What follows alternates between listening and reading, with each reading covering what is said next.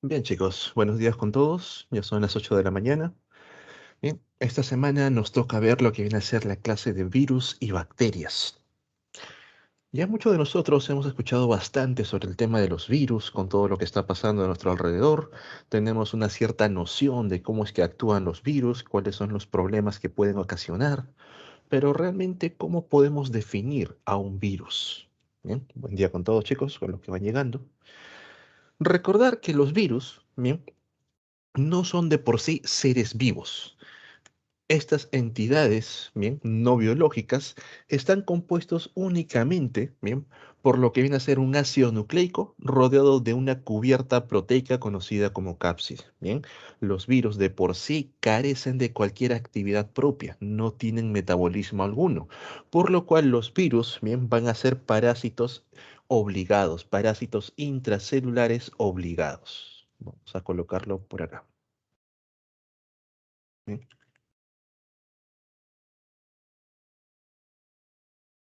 Necesitan parasitar una célula y aprovechar el metabolismo, aprovechar los recursos de esta célula, bien, para poder, en el caso de los virus, replicarse. Bien, los virus no se reproducen. Los virus se replican. Mucho cuidado con el juego de palabras porque también les vienen preguntas de verdadero y falso. Bien.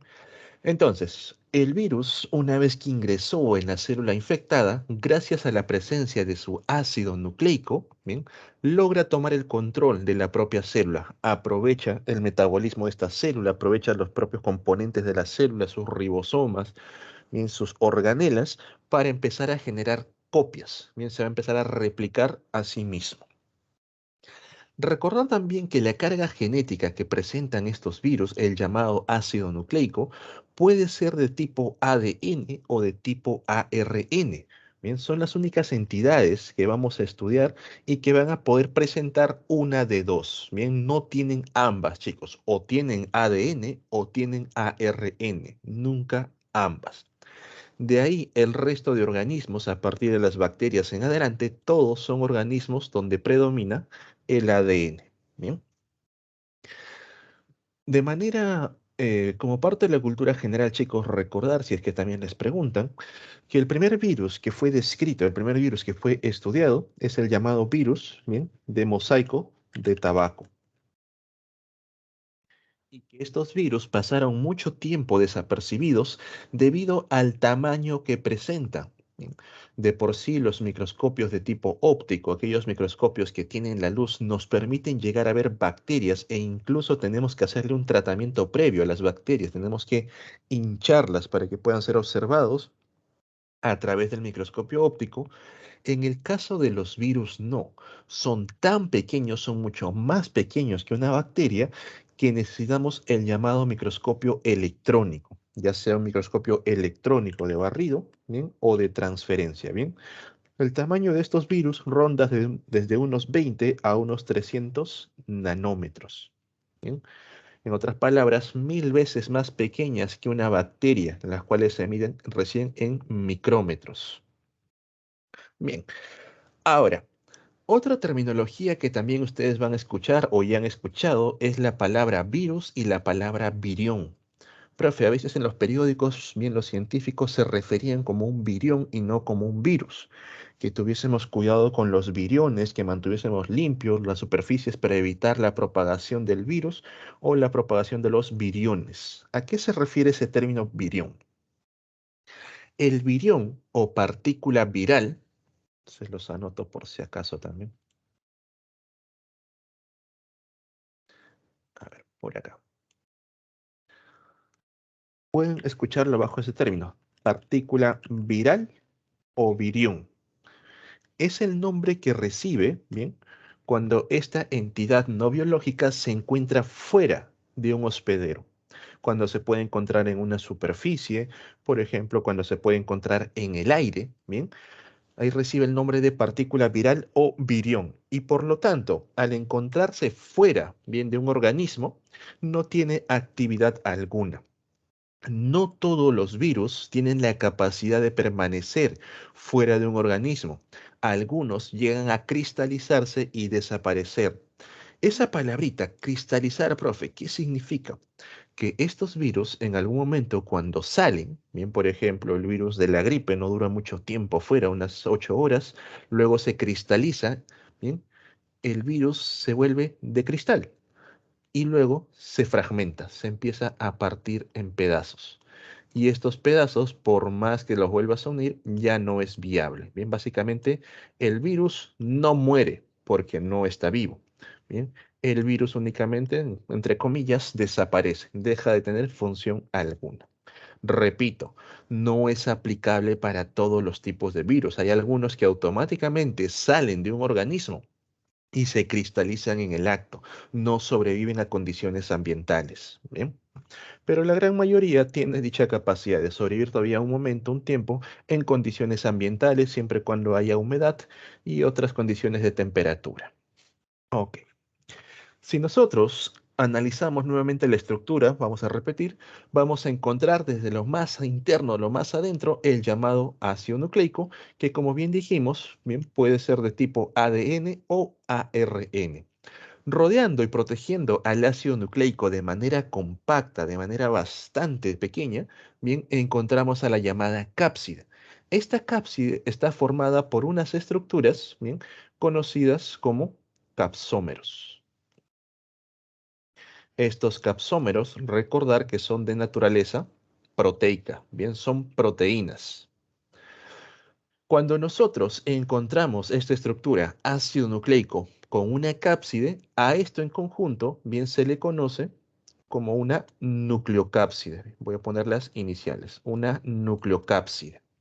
Y esto ya de por sí es un virus que puede tener la capacidad de infectar a un organismo, bien, recibiendo el nombre de virus desnudo, bien, únicamente formado por ácidos nucleicos y una cápside. A comparación de estos, hay otros virus que presentan bien una cubierta más. Aparte de presentar su ácido nucleico, aparte de tener su cápside, tienen una tercera cubierta conocida como envoltura.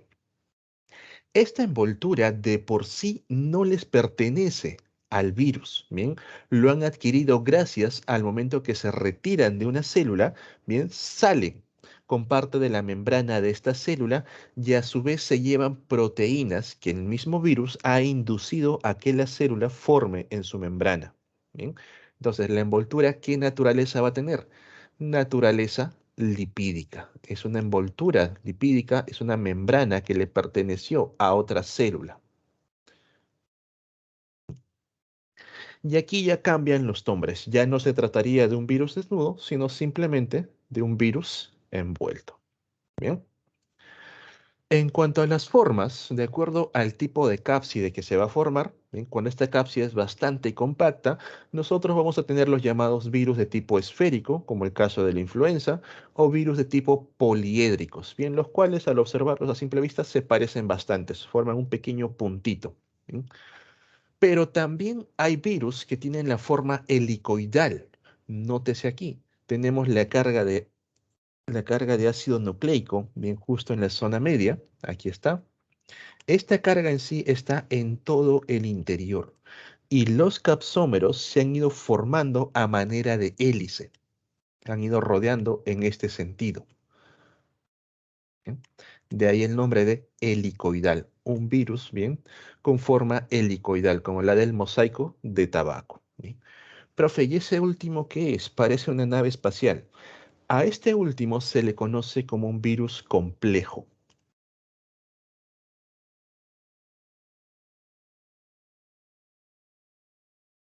Un virus de tipo complejo. Estos virus complejos únicamente los vamos a observar en los llamados bacteriófagos, aquellos que se alimentan de bacterias, bien, aquellos que van a infectar a bacterias, mejor dicho, porque el virus no necesita alimentarse, simplemente infectar. Este virus complejo está formado por una nucleocápside, que podemos ver aquí, que tiene forma icosaédrica o poliédrica, y tiene un sistema de anclaje que le permite, bien esta parte de acá abajo, adherirse a las superficies bacterianas. Aparte, este sistema de anclaje va a presentar una serie de inyectores, los cuales ayudan a atravesar bien la pared bacteriana. Cuando estos virus van a infectar a una bacteria, supongamos que esta es la bacteria, ¿sí? Ellos logran fijarse gracias a su sistema y gracias a estos pequeños inyectores atraviesan la pared, permitiendo que la carga genética, el ácido nucleico que se encuentra bien, aquí a nivel de nucleocápside, pueda ingresar directamente y tomar el control de la célula procariota.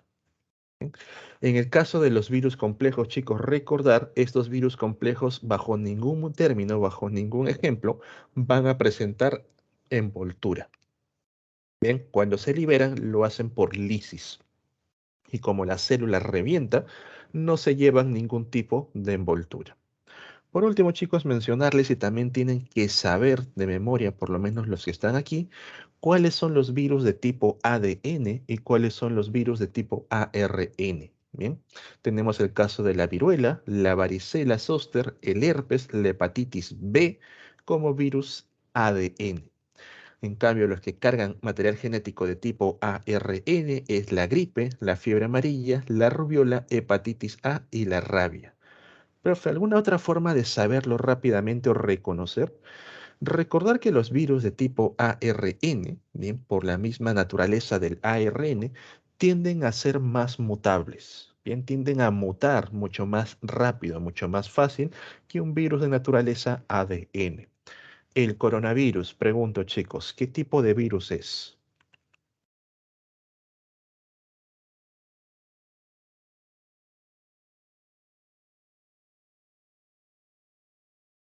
ARN, correcto, es un virus de tipo ARN y eso le ha dado bastante facilidad para poder mutar. Bien, profe, el coronavirus es una gripe, correcto, entra dentro de las llamadas gripes. Hasta aquí, ¿alguna duda, alguna consulta? ¿Algo que no se haya entendido de esta parte principal de los virus?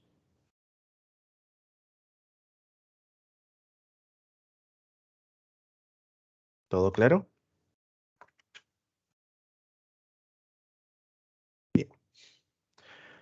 Veamos el mecanismo de acción de los virus, cómo es que llegan a replicarse, bien, cómo es que logran infectar un cuerpo. Aquí nos ponen el caso de un bacteriófago. Bien, lo reconocemos rápidamente por su estructura compleja. Bien, la presencia de una nucleocápside y un sistema que le permite anclarse e inyectar, bien, a la bacteria. Cuando estos virus, bien, reconocen a su objetivo, bien, recordar que los virus son bien específicos, necesitan que su objetivo, bien, sea único. De ahí que cuando tengamos infección por algún tipo de virus, este se dirija hacia ciertos órganos, hacia ciertas células y no infecte a todas. Bien. Entonces, reconoce a su objetivo, a su célula blanco. El virus, en el primer paso, se va a fijar, se va a acoplar. Una vez que se acopló, va a buscar la manera de meter su carga genética o de meterse él y luego liberar la carga genética en el interior de esta célula. ¿Bien? En este caso, este bacteriófago usa su sistema de inyectores, ¿bien? Atraviesa la pared y mete la carga genética. ¿Bien? Esta es la carga genética bacteriana de color rojito y él introduce, bien, una copia de color verde suya. Esta carga genética se acopla a la propia de la célula y toma el control. Bien, se dio el proceso de inyección del material genético. Una vez que tomó el control, obliga a que la célula empiece a sintetizar estructuras virales. Profe, palabra muy técnica. ¿Qué cosa es síntesis? Síntesis es formar algo. Bien, si te digo sintetizar proteínas, significa formar proteínas. En este caso, si va a sintetizar estructuras virales, va a formar estructuras virales, ¿bien? ¿Y qué estructuras virales, qué enzimas, qué cosas va a formar? Va a formar partes de la carga genética del virus, va a formar la nucleocápside del virus que pueden ver aquí. Mejor lo encierro. Va a formar el sistema de inyectores. En otras palabras, está generando copias de todas las estructuras virales. Una vez que tenemos todas las estructuras listas, bien, para formar al nuevo virión, a la nueva partícula, pasamos al proceso de ensamblaje. Vamos a armar a las nuevas partículas. Y cuando ya tenemos a estas partículas listas para poder infectar a otras células, se da el proceso de liberación, en este caso por lisis. Bien, hay una ruptura a partir de la célula y las partículas virales se liberan para poder infectar a otras células. Repito, no siempre lo va a hacer por lisis. Algunas aprovechan a la propia célula que infecta para llevarse parte de su membrana. Pero en este caso, como se trata de un bacteriófago, bien, los bacteriófagos no se llevan la membrana. Ellos sí, obligatoriamente van a realizar el proceso de lisis. Pero, por ejemplo, tenemos la liberación ya no por lisis, sino por gemación. Bien, en este caso tenemos aquí el cromosoma vírico, bien, la carga genética vírica y las proteínas de la cápside. Bien, ya empezó a formar copias de la carga genética, ya empezó a formar las estructuras de la cápside, nos encontramos en esta etapa. Bien, ya tenemos las estructuras virales. ¿Qué hacemos? Lo ensamblamos. Vamos a formar la nueva partícula viral. Bien, lo vamos a ensamblar. Aquí tenemos una nucleocápside. En este caso, esta partícula viral va a aprovechar la membrana, ¿bien?, de la propia célula que ha infectado y empieza a formar, bien, una pequeña invaginación y va a salir con parte de la membrana, bien, forma una gemita, una gemación. Al salir con esta parte de la membrana, hace que el virus, bien, tenga dos ventajas. Uno, el cuerpo reconoce a esta membrana como propia. Las células de defensa la reconocen como algo propio, bien, y dudan en atacarlo. No lo van a atacar fácilmente. Es algo propio. Y dos, yo sé que ustedes alguna vez, por ejemplo, han jugado con burbujas de jabón o burbujas de shampoo. Y han visto que si ustedes juntan dos pequeñas burbujas del mismo material, se unen en uno solo. ¿Bien? Igual pasa con la membrana. Gracias a que esta membrana pertenece a una célula del hospedero, cuando este virus llegue con otra célula, bien, el proceso de fusionamiento, el proceso de fijación va a ser mucho más sencillo. Una vez que se fusionan ambas membranas, el virus ingresa y libera su carga, haciendo que sea mucho más infeccioso. Bien. Ahora, chicos, los virus, pregunta. Siempre que ingresan a un cuerpo, ¿van a realizar siempre este proceso? ¿Automáticamente empiezan a replicarse? ¿Sí o no? ¿O habrá algunos virus que estén a la espera? ¿Bien? Que ingresan al cuerpo y todavía esperan a poder replicarse. ¿Qué dicen, chicos? ¿El virus apenas ingresa a tu cuerpo empieza a replicarse a lo loco? No, correcto. No lo va a hacer. A este ciclo que nosotros estamos viendo aquí, ¿bien?, se le conoce como el ciclo lítico. ¿Sí? Este es el ciclo lítico. Algunos logran esperar. Correcto, profe. ¿Los virus pueden pensar? No, sino que pueden reaccionar a señales químicas del propio cuerpo. Bien. Este es el ciclo lítico. Cuando algunos virus ingresan y rápidamente empiezan a replicarse, van a buscar tomar el control del cuerpo. Pero en el caso de otros, bien, cuando una vez que inyectaron el material genético, salen del ciclo de replicación. Van a salir y esta nueva bacteria ya queda infectada en su interior. Pero, bueno, en este caso, bacteria o célula. Voy dibujando un poquito. Ya. Entonces, recordamos que la carga genética de esta célula, bien, era de un color rojizo. El virus logró meter su carga genética, bien, logró poder corromper la carga genética de esta célula, pero no actúa, no toma el control, únicamente se queda ahí a la espera, se queda en un periodo de letargo o como ustedes lo conocen, en stand-by, bien. Cuando esta célula se va a dividir en dos nuevas células, recuerden que realiza el proceso de replicación de ADN para poder dividirse, bien, la carga genética también se replica, la carga genética viral. haciendo que las nuevas células hijas, bien, permanezcan con esa carga. Y así puede permanecer mucho tiempo. Y en algunos casos, bien, cuando ya se dan las señales correctas, esta célula que ya está infectada puede retornar al ciclo lítico. Bien, cuando un virus sale de la fase del ciclo lítico, a este ciclo se le conoce, ¿bien?, como el ciclo lisogénico. Uy, perdón, chicos.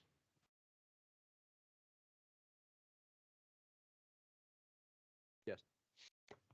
El ciclo lisogénico. Bien. Y esto, por ejemplo, ¿dónde lo observamos? En el caso de las personas que contraen VIH. El VIH muchas veces no se activa desde el primer día que contrajiste el virus, sino que este puede permanecer latente dentro de la persona hasta incluso 20 años, en los cuales las células infectadas se han ido dividiendo, se han ido replicando, ¿bien?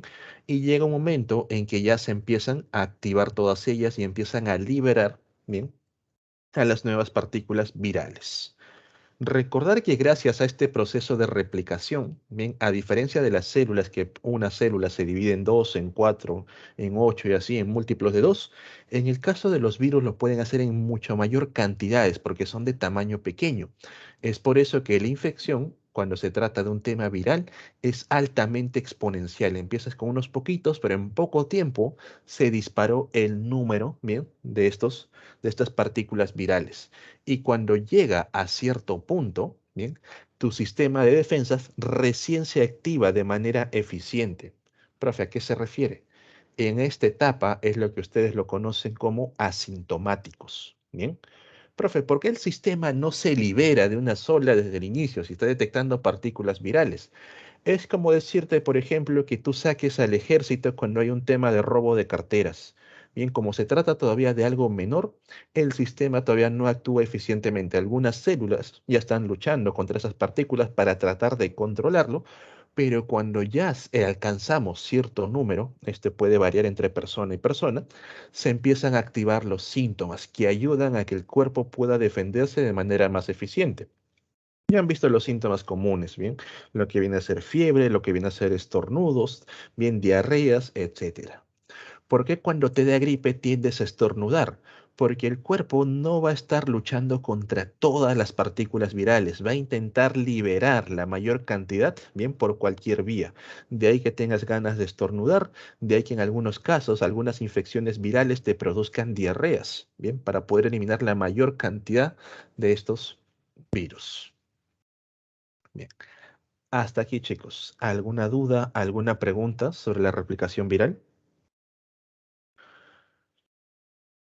Profe, ¿cómo me acuerdo de los nombres? Tranquilo. Lítico, ¿bien? Lisis. Lisogénico, genes.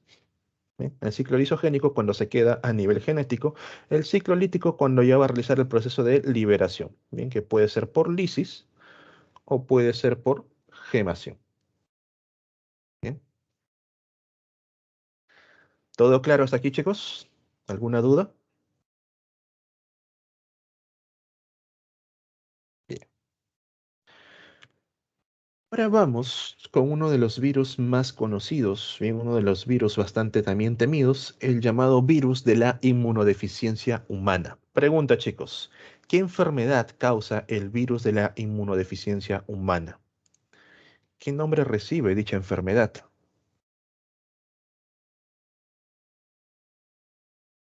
SIDA, correcto, SIDA. En otros países lo van a encontrar con este término, AIDS, bien, inglés. El SIDA viene a ser el síndrome de inmunodeficiencia, ¿bien? Adquirida, el VIH. Y una pregunta, chicos.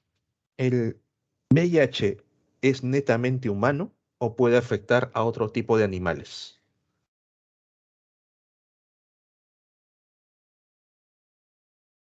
¿Algún otro animal se puede infectar por VIH?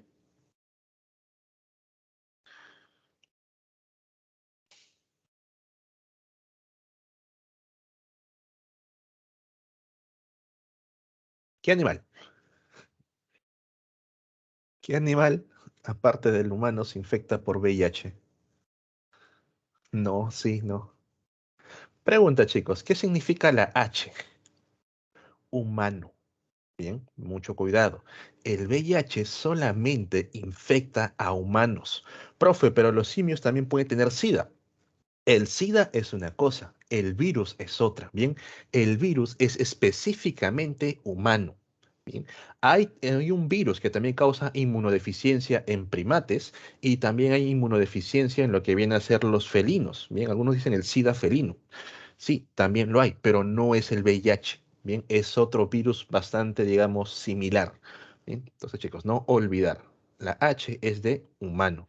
Y esto nos sirve para entender también, lo vamos a ver en la siguiente diapositiva, los procesos de infección. Y les voy adelantando. Si tú tienes un vecino, bien, que presenta que ha dado positivo para el VIH y están en temporadas de zancudos, no te preocupes, bien.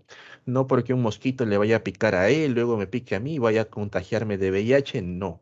El VIH es uno de los virus que no sobreviven a condiciones ambientales. Salen del hospedero al que le pertenecen, bien, y este virus se cristaliza automáticamente y ya deja de ser infeccioso, bien, se degrada, desaparece completamente. Bien, segunda pregunta, chicos. El VIH, en lo que va desde su descubrimiento. Profe, ¿cuándo se descubrió? ¿Cuándo empezaron los estudios? 1980. Bien, empezaron los primeros estudios de VIH. ¿Van cuánto? 40 años. Bien.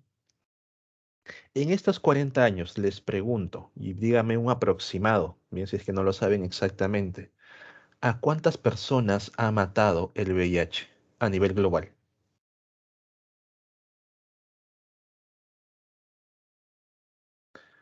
¿A cuántas personas ha matado el VIH en todo el globo? Miles de millones. No, mucho. Te pasaste. Menos, chicos, menos. Todos a Google. ¿Cuántas personas ha matado el VIH? Millones. Menos.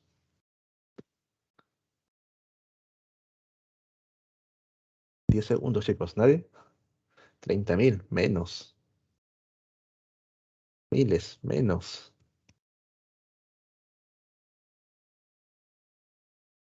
3, 2, 1. La respuesta, señores, menos de 2. Correcto. El virus no mata. El VIH no mata. Su propio nombre lo dice, es un virus de inmunodeficiencia. Va a dejarte el sistema inmune de manera deficiente, haciendo que cualquier otro tipo de enfermedad te mate. Bien, te dio VIH, desarrollaste la inmunodeficiencia, ya tienes las defensas muy bajas, te da una gripe, te mueres. Bien, tuberculosis, te mueres. Te da por ahí sarampión, te mueres. Bien. Profe, pero yo veo a las personas con VIH que paran todos flacos, todos ojerosos, parecen medio muertos. ¿Por qué? Esto es algo que pasa en Perú, ¿bien? Y lo vamos a ver en la semana de enfermedades. De por sí, la gran cantidad de nosotros presenta el llamado bacilo de Koch o el bacilo de la tuberculosis, ¿bien? Este bacilo de tuberculosis, nuestro sistema inmune no puede eliminarlo. Es una bacteria bastante resistente. ¿Y qué hace? Lo rodea a nivel de los pulmones. Bien, nuestros macrófagos van a empezar a rodearlo y mantener a las bacterias a raya.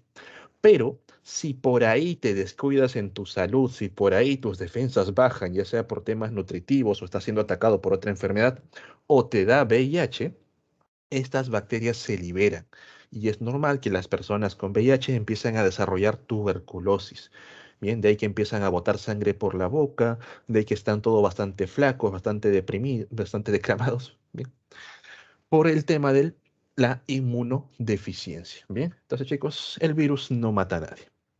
Ahora sí, vamos con lo serio, la estructura del propio virus. El virus del VIH es un virus de tipo ARN.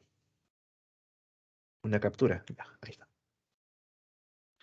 Repito, entonces, el virus del VIH es un tipo de virus ARN.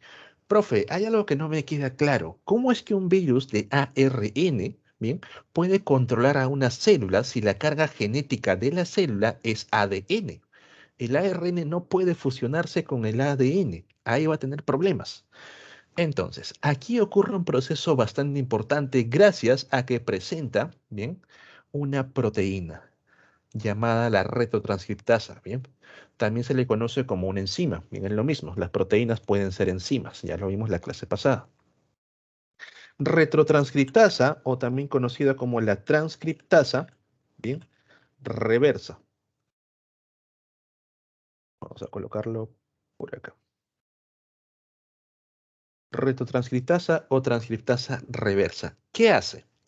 Todos nosotros, tal vez en colegio o tal vez ya en previos estudios de biología, hemos escuchado acerca del proceso de transcripción. Cuando tenemos una cadena de ADN y queremos formar un mensaje, ¿bien? A partir de un ADN vamos a formar una cadena de ARN. Y a esto se le conoce como la transcripción. La retrotranscriptasa hace el proceso a la inversa. Cuando tenemos una cadena molde de ARN, vamos a formar bien una cadena de ADN. En otras palabras, la retrotranscripción. Bien, y esto permite que a partir de esta cadenita de ARN, gracias a la enzima retrotranscriptasa, bien, que va a estar por aquí, se forme la cadena de ADN. Y bajo la forma de ADN ya puedes ingresar e infectar una célula. Bien, entonces chicos, recordar, el VIH presenta dos cadenas de ARN. Lo voy a colocar de otro color.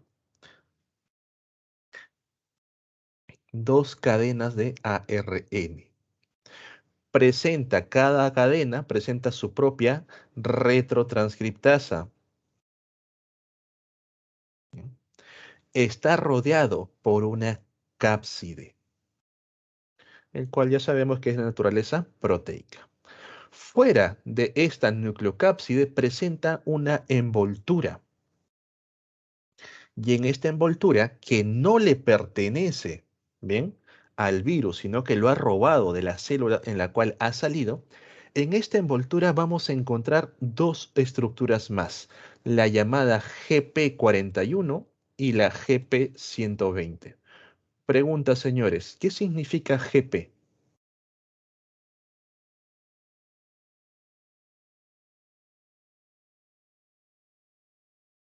¿Qué significa GP?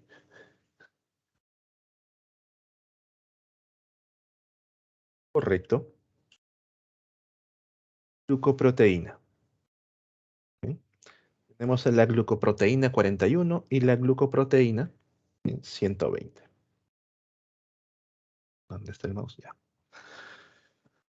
Estas glucoproteínas son bastante importantes para el proceso infeccioso. La glucoproteína 41 permite, bien que es la acá de verde, permite que la glucoproteína 120, que está representado de morado, permanezca unida, bien, a la membrana lipídica. Repito, la glucoproteína 41, la estructura de verde, permite que la glucoproteína 120 permanezca unida a la membrana.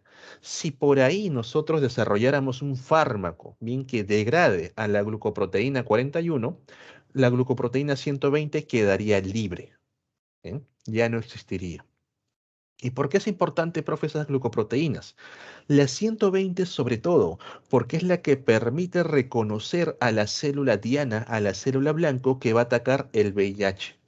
Bien, estas células, que de por sí son enormes, van a presentar un receptor específico para esta glucoproteína 120. Bien, este receptor que está en la membrana de la célula se le conoce como el receptor CD4. ¿Y qué células presentan un receptor CD4, chicos? ¿En qué células vamos a encontrar un receptor de tipo CD4? Los llamados linfocitos de CD4. ¿Bien? Nuestros linfocitos de tipo T de CD4, porque también están los CD8. A estos también se les conoce como los helper, ¿bien? O auxiliadores. Pero no son los únicos. También en los CD4, estos receptores CD4 están presentes en los llamados monocitos o bajo su nombre activado, los macrófagos. Las profes son células de defensa, correcto. Son células de defensa, los cuales van a ser el objetivo del VIH, eliminar a este tipo de células de defensa. E incluso el VIH tiene una de las mejores técnicas de infección, ya que no requiere muchas veces ubicar a su célula diana, ir viajando por el torrente sanguíneo hasta encontrar a una de ellas, sino que estas células diana lo van a ubicar al VIH y al momento que intenten reconocerlo, bien, el VIH logra infectarlos y tomar control de dicha célula. Bien. Hasta aquí, chicos. ¿Alguna duda con las estructuras? ¿Alguna duda con las células que infecta? ¿Alguna pregunta?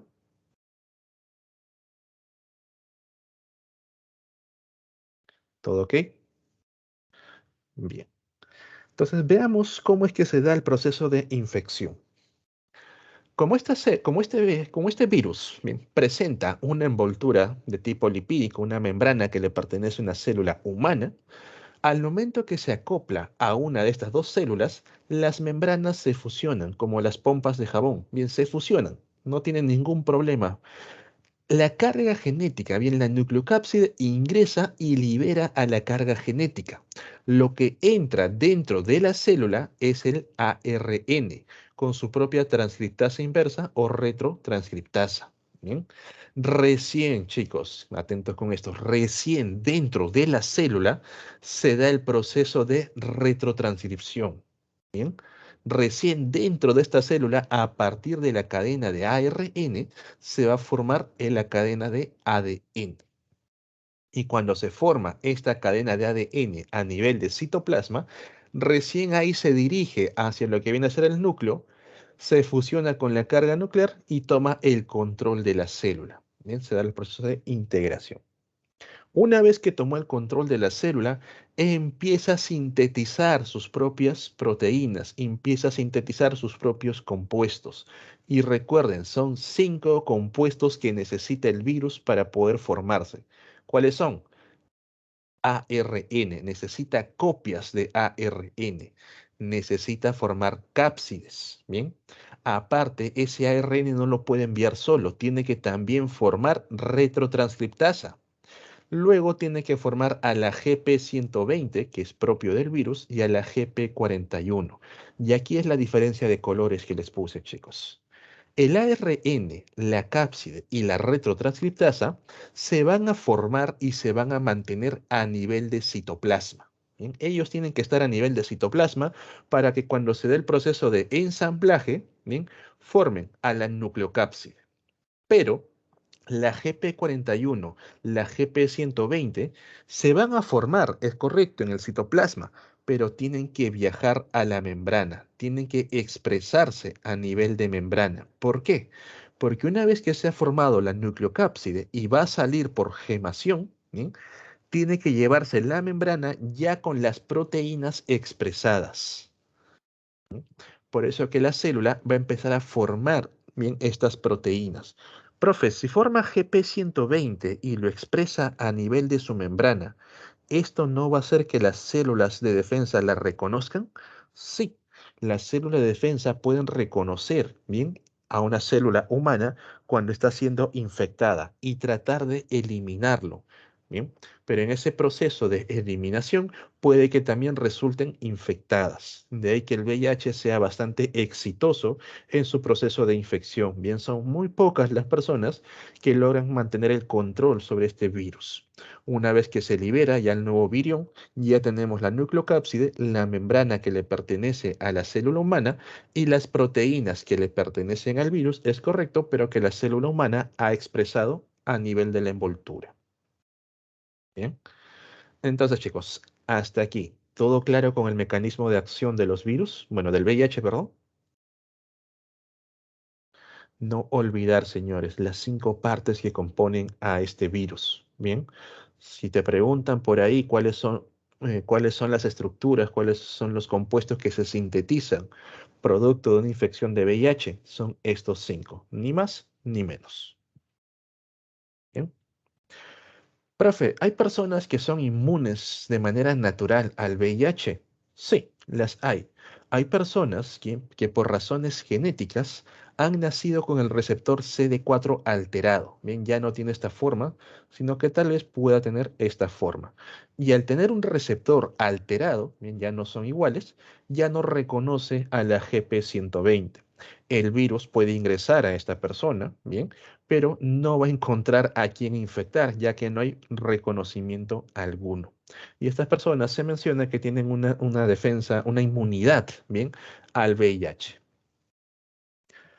Profe, ¿por qué todavía no se inventa una vacuna contra el VIH? Porque realmente es muy eficiente, porque ataca a las células de defensa. Lo que hacen las vacunas es hacer que tus células de defensa reconozcan más rápidamente al virus en este caso. Y si lo reconoce más rápidamente, el proceso de infección va a ser mucho más rápido. Por eso que el desarrollo de una vacuna contra el VIH, sobre todo, va a demorar bastante. Algunos mencionan que ya lo encontraron, pero todavía siguen en pruebas. Bien, bien chicos, ¿todo claro por aquí? ¿Ninguna duda, ninguna pregunta? ¿El VIH fue creado? No. Se ha rastreado. El VIH es un virus mutado. ¿Bien? Es un virus de tipo mutado. Se ha rastreado sus orígenes al tema de los primates. ¿Bien? El cual es bastante similar y en algún momento mutó hacia una variante humana. Los virus pueden hacer eso, tienen esa capacidad de mutar para buscar infectar a lo que viene a ser otros organismos. Igual, por ejemplo, pasó con la llamada virus de la gripe porcina. ¿Bien? El virus de la gripe porcina, ¿qué cosa es? Es una fusión de dos virus. ¿Bien? ¿Se acuerdan cuál era el código del virus de la gripe porcina? Acá están los puercos.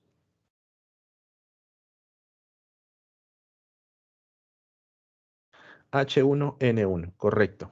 Bien. No, así no es la imagen, me confundí. Acá están las aves, acá están los humanos. Bien. Las aves tienen sus propios virus, la llamada gripe aviar, todos ellos que le causan moquillo, etcétera. Son propios de las aves, no pueden infectar al humano.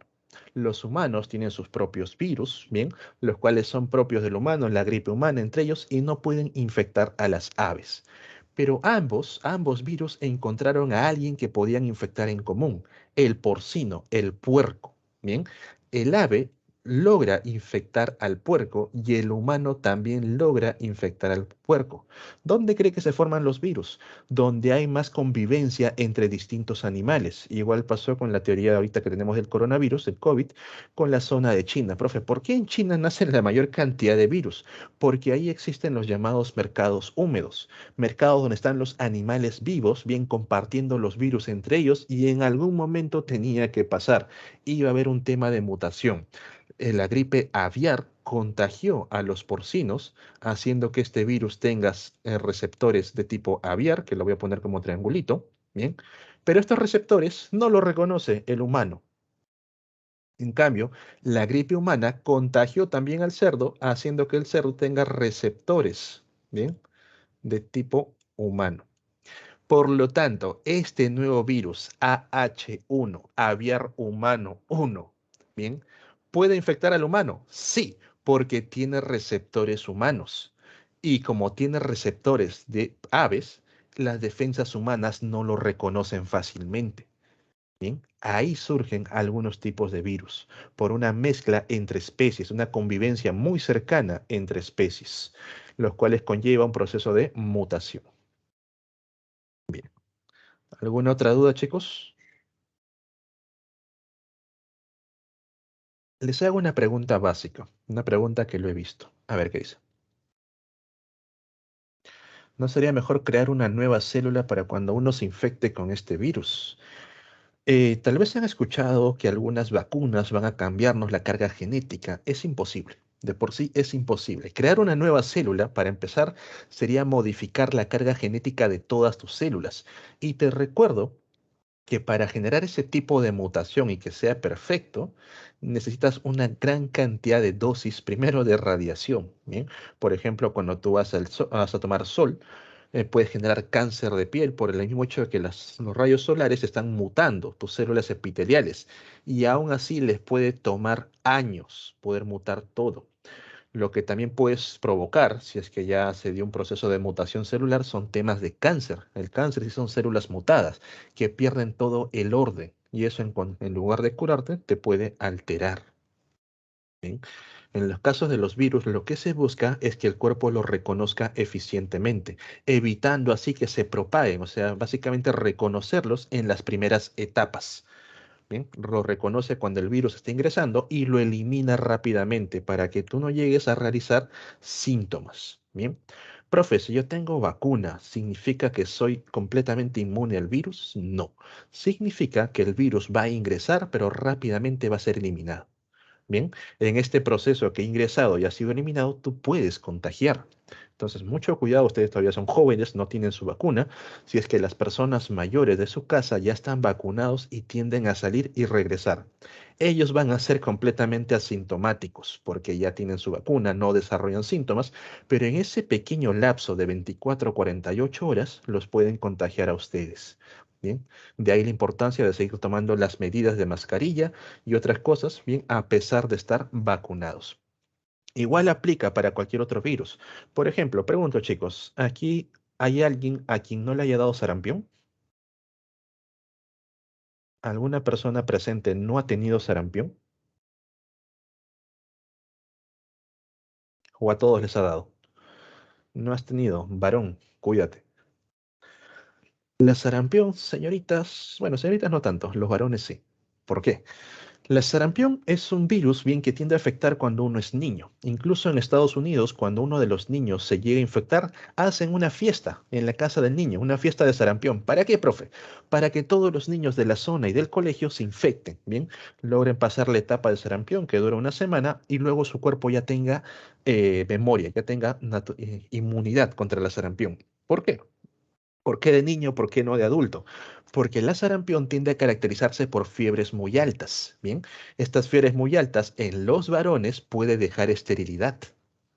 Así que mucho cuidado. Bien, profe, pero ya todos mis amigos están vacunados contra la sarampión, les ha dado sarampión, así que yo que no tengo sarampión, no tengo vacuna, no tengo ningún problema. Repito, estas personas que están vacunadas no significa que el virus no vaya a entrar a su cuerpo, va a entrar y durante un breve periodo, que puede ser unas cuantas horas, unos cuantos días, van a poder contagiar a otros. Como el resto de tus amigos está vacunado o les ha dado sarampión, tampoco van a desarrollar sintomatología, no se van a dar cuenta y tú que no lo tienes, nunca lo has tenido, que para tu cuerpo es nuevo, lo puedes desarrollar.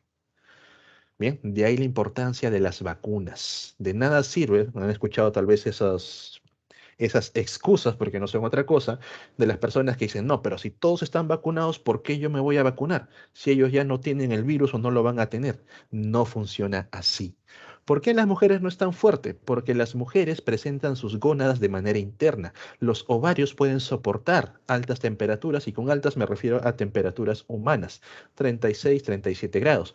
Los testículos no, por eso que descienden, salen del cuerpo. Necesitan temperaturas menores, 35 grados, por ejemplo. También aplica para la varicela, que también te deja marcas. Bien, el sarampión es igual.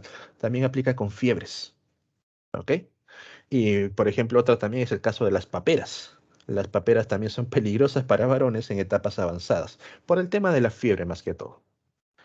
Bien, entonces, ahora vamos con un poco de cultura social.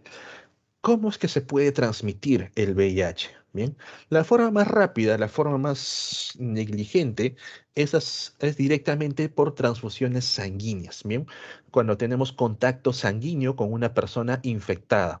Compartir jeringas, por ejemplo, agujas o algún otro material punzocortante. De ahí que a las personas que tienen tatuajes, bien, tienen que realizarse una prueba de descarte de VIH, porque para hacerse esos tatuajes, bien, estas pequeñas agujitas han penetrado la piel y por ahí puede que hayan roto un pequeño vaso capilar y haber tenido contacto con sangre infectada. Repito, chicos, entonces, estas son las formas más negligentes. No siempre va a pasar. Hay tatuadores que tienden a limpiar muy bien sus agujas, desinfectarlos adecuadamente, lo pasan por alcohol, lo pasan por fuego, pero hay otros que se ahorran ese proceso y únicamente reusan. Igual pasa con el hecho de compartir jeringas. ¿Quiénes van a compartir jeringas, profe? ¿En el hospital? Cuando me ponen la vacuna, no. Bien, en el hospital descartan, la jeringa tiene un solo uso. Pero, por ejemplo, en el caso de personas que tienden a consumir drogas de tipo inyectable, se gastaron todo en la droga que, bueno, lastimosamente comparten una jeringa y terminan infectándose entre ellos. En el caso de las transfusiones sanguíneas, bueno, transfusiones no sería el término, sino que sería un contacto sanguíneo. No tengan miedo si es que ustedes van a recibir bien una carga sanguínea de otra persona, digamos que van a entrar a una sala de cirugía, van a entrar a la operación y les ponen un paquete de un donante. Estos paquetes sanguíneos han pasado un proceso para poder retirar a las células de defensa y así evitar la propagación de cualquier tipo de virus. Bien, profe, ¿por qué no te inyectan células de defensa de otra persona? Porque son de otra persona y al momento que ingresa a tu cuerpo puede reconocer a muchos órganos, a muchas estructuras como extraños y empezar a atacarlos. Por eso que en las transfusiones sanguíneas, en estos paquetes de sangre, únicamente viajan glóbulos sanguíneos. Bien. Y aquí iba mi pregunta de la diapositiva anterior. ¿Por qué no existe ningún tipo de virus que ataque a los glóbulos rojos? ¿Por qué los glóbulos rojos de por sí, bien entre comillas, son inmunes, bien, a cualquier tipo de virus?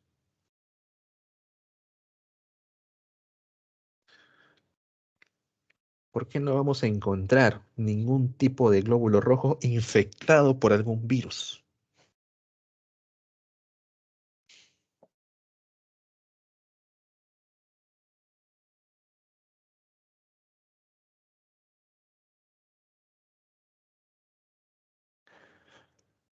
¿Vale? ¿No es una célula, correcto, carece de núcleo. Carece de núcleo. No tiene núcleo. Así es. A esto se le conoce como eritrocitos, hematíes, bien, o también llamados glóbulos rojos. Por acá, por acá. Estos, para ser eficientemente en el transporte de nutrientes, bien, se les retira el núcleo. Por eso que tiene, bien, tiene esta forma bicóncava. Al no tener núcleo, por más que un virus se acople, no puede tomar el control, no puede usar a un glóbulo rojo. Bien. Entonces, por si les preguntan, bien, si les ponen las opciones, ¿cuál de las siguientes células no puede ser infectada por un virus? Ya saben que los glóbulos rojos o células carentes de núcleos, bien, no van a poder ser infectados por virus. Ok. El segundo caso de transmisión de VIH, bien menos frecuente, poco frecuente, es la transmisión de madre a hijo, bien, en lo que viene a ser las labores de parto, embarazo y la lactancia, bien, en la leche materna no va a haber partículas virales, es correcto, pero cuando el bebé tiende a lactar, a veces puede lactar con fuerza, haciendo que algunos vasitos sanguíneos liberen sangre, o incluso algunos bebés, cuando ya empiezan a desarrollar dentadura, tienden a morder el pezón, haciendo que se libere un poco de sangre. Bien, repito, en la leche materna no va a haber VIH. Bien, en la propia leche no hay células de defensa. Pero por ahí, si el bebé muerde o succiona con fuerza, alguno de estos vasitos sanguíneos que rodean el pezón pueden liberar sangre. Y en esa sangre sí puede haber partículas virales. Durante los procesos de embarazo, bien, el bebé va a estar, digamos, aislado. El VIH es una partícula bastante pequeña y difícilmente va a poder atravesar placenta, mucho menos va a poder ingresar al embrión. Pero cuando se da la labor de parto, bien, ahí deben tener bastante cuidado con la madre. En el caso de los médicos les dan pastillas para poder aumentar sus niveles de defensa y también se busca tratar el tema de la cesárea. Profe, ¿por qué cesárea? Porque se evita que el bebé cuando nazca trague sangre, bien al momento que empieza a abrir la boca si es que sale por parto natural. Entonces los médicos tratan de que el bebé, bien, pueda salir sin infectarse, pero desgraciadamente uno de cada cuatro partos termina infectado. Y bueno, luego tenemos la otra forma que viene a ser por las relaciones sexuales sin protección. Bien, recordar que el tema del condón puede proteger de lo que viene a ser el VIH y de otras enfermedades de transmisión sexual, pero hay un virus que escapa del condón porque es muy pequeño. Bien, atraviesa el condón como si nada. ¿Qué virus es, señores?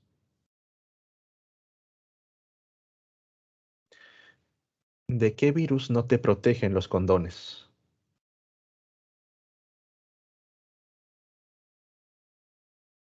Nadie, señores, no llevan educación sexual. El virus del papiloma humano, bien, el llamado VPH. El VPH es el único virus, bien, que por su naturaleza de ser bastante pequeño, bien, el condón no te protege de esto. Profe, ¿y qué hago frente al VPH? En el caso de los varones, bien, el VPH no tiende a generar trastornos. Bien, no pasa nada en los varones, por así decirlo, nada entre comillas. Bien, la mayoría de ellos, el 95%, no va a generar ningún tipo de trastornos. En las mujeres, por el contrario, empieza ya a generar los llamados papilomas a nivel del conducto vaginal o incluso se puede expresar en otras partes del cuerpo, lo cual va a llevar a que esta persona poco a poco desarrolle células cancerosas. Bien. ¿Qué hacer frente al VPH? Hay vacunas, bien, la vacuna contra el papiloma humano, importante, señoritas, y también aplica para los caballeros, bien, mucho cuidado con las relaciones sexuales sin protección. Y si están protegidos, igual recuerden que hay un riesgo de VPH. Bien. El VIH, ¿cómo no se transmite? A través del aire, a través del agua. Una vez que el virus, la partícula virial, el virión, mejor dicho, sale de tu cuerpo, bien, se cristaliza y se degrada, ya no existe. Mediante la saliva, el sudor, las lágrimas o los besos con la boca cerrada, los besos de pico. Adelante, caballero. Alzaron la mano. ¿Tienen preguntas?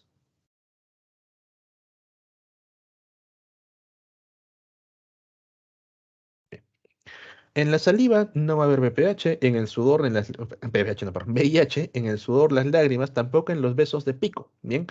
Pero siempre y cuando, chicos, recordar, si por ahí te está dando un beso y esta persona tiene heridas en la boca, pueden ser caries, puede ser escorbuto, un pequeño corte, ahí va a haber contacto sanguíneo y tener mucho cuidado con eso. Igual aplica, por ejemplo, bueno, al compartir inodoros no, sino, por ejemplo, al compartir alimentos o bebidas. El uso, por ejemplo, de los mismos cubiertos. Si esta persona tiene heridas en la boca, bien, puede que libere un poco de sangre en estos cubiertos, en estos alimentos y te pueda transmitir por ahí, bien, al virus. Ya hemos mencionado esto, no se va a transmitir ni por insectos ni por mascotas, porque el VIH es netamente humano. Recuerdo que el año pasado salió una de estas noticias llamadas psicosociales, en los cuales algunas personas, gracias al poder que tiene Internet para viralizar noticias, mencionaban que estaban transmitiendo, el gobierno está transmitiendo VIH a todos a través de frutos. Decían que a través de las piñas, ellos habían cortado la piña y venía una zona rojiza y según ellos mencionaban que era sangre que contenía al virus ahí. Señores, esto es completamente falso. Bien, salió la sangre no dura mucho tiempo fuera del cuerpo. Ustedes han notado cómo se coagula. Y una vez que se ha coagulado, créanme que de por sí el virus ya no soportó esa condición y se cristaliza. Bien, y esta cualidad rojiza que desarrollan algunos frutos no es por sangre. Bien, son propiedades que tienen las plantas que liberan ciertos compuestos llamados taninos, los cuales le dan esta característica rojiza. Bien. Entonces, mucho cuidado al momento de analizar algún tipo de estas noticias. Por último, chicos, profe, ¿cómo puedo saber si tengo o no tengo VIH? Bien, a esto se le conoce como las pruebas de detección o las pruebas de descarte. Y ya todos hemos escuchado sobre la prueba de ELISA, bien, el ensayo de inmunidad. ELISA, repito chicos, no es exclusivo para VIH. Bien, no es que siempre se va a aplicar un ELISA para VIH. Se le ha dado digamos, esa relación a través del tiempo, pero ELISA nos permite detectar bien si una persona ha sido infectada por algo. Puede ser un virus, una bacteria, un protozoario, etcétera. ¿Por qué, profe? ¿Qué es lo que mide ELISA? Supongamos que a tu cuerpo ingresa un patógeno, bien, de tipo A. Y con patógeno me refiero a virus, bacteria, hongo, protozoario, etcétera. Bien, cualquier cuerpo extraño ingresa un patógeno de tipo A. Tu cuerpo, como tiene un sistema inmune adecuado, empieza a generar los llamados anticuerpos. Bien, ya una vez que ingresó el patógeno, tu cuerpo lo reconoce y genera los anticuerpos. Y estos anticuerpos van a permanecer contigo aproximadamente de 4 a 6 meses. Luego se degrada. ¿Sí? ¿Qué hace ELISA? Si yo quiero saber si esta persona ha tenido contacto con este patógeno de tipo A, En una plaquita yo voy a aislar, bien, a la membrana o a los receptores del patógeno de tipo A. Supongamos que son estas puntitas. Yo aíslo a esos receptores. Le saco sangre a la persona y recordar que en las muestras de sangre, bien, lo voy a centrifugar para que se separen por su peso, bien, lo voy a poner a girar. Vamos a encontrar tres capitas. Lo vamos a ver en tejido sanguíneo, bien, les voy adelantando. La capa superior es el plasma o líquido sanguíneo. La capa inferior, aquí están los eritrocitos o hematíes o glóbulos rojos. Y en esta capita intermedia están las plaquetas, los anticuerpos, bien, las células de defensa. Esta capita intermedia es la que yo voy a echar aquí. Y si esa persona ha tenido contacto contra el patógeno A, va a tener anticuerpos que se van a unir, bien, haciendo que el ELISA me salga positivo. Y si ELISA me sale positivo, ¿significa que sí? No. Significa que tal vez. Profe, ¿por qué tal vez? Porque en el desarrollo de anticuerpos hay algo llamado reacción cruzada. Bien, este anticuerpo que nosotros hemos dibujado, que reconoce al A, tal vez también reconoce a otro patógeno de tipo B o viceversa. Si tenemos a un patógeno de tipo B, bien, ha desarrollado la persona un anticuerpo, voy a poner otro color, otra forma, pero curiosamente este anticuerpo también tiene la capacidad de unirse al A. Bien, a esto se le conoce como reacción cruzada. Entonces, cuando la persona va a hacerse una prueba de ELISA, ELISA le da positivo, no porque haya sido infectado por A, sino que fue infectado por B, bien, y sus anticuerpos están reaccionando de manera cruzada. Estas son las pruebas rápidas. La llamada prueba rápida es la prueba de ELISA, en la cual van a buscar anticuerpos, bien, contra la enfermedad que tienes. En el caso del VIH, hacen una ELISA para buscar, bien, anticuerpos que reconozcan a quién. Pregunta clave, señores. El ELISA para el caso del VIH, sus anticuerpos, ¿a quién van a reconocer? ¿Cómo se llama esa proteína que reconocen para el VIH?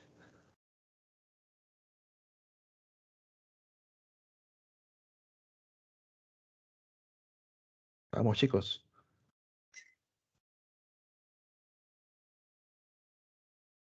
Correcto. La GP120. Bien. Interferón es una proteína que desarrollan las células. Bien. Entonces lo pongo acá como ejemplo. Cuando una célula ha sido infectada, en algunos varones perfectos, ¿qué es un interferón? Eso lo vamos a ver también en sistema inmune. Interferón es una proteína que libera la propia célula, que, como su propio nombre lo dice, interfiere. Va a buscar bloquear por aquí, va a buscar bloquear por acá, va a buscar bloquear a todo lo que no le pertenece a la célula. Va a interferir para que no se lleguen a acoplar correctamente. ¿Bien? Esos son interferones.